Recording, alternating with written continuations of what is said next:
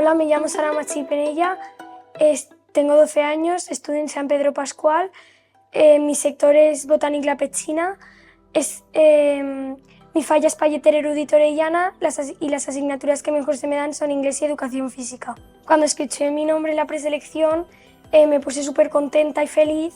pues porque de 9 me eligieron a mí la primera y me puse muy contenta y muy feliz. Los actos que más me gustan de las fallas son la recogida de premios y la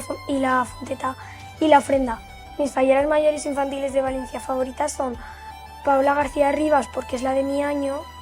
Marina, perdón,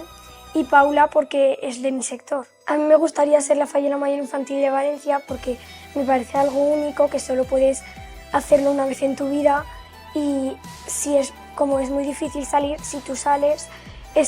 sabes que tienes que estar orgullosa de ti misma porque saben que eres buena para representar a Valencia y eso es un honor.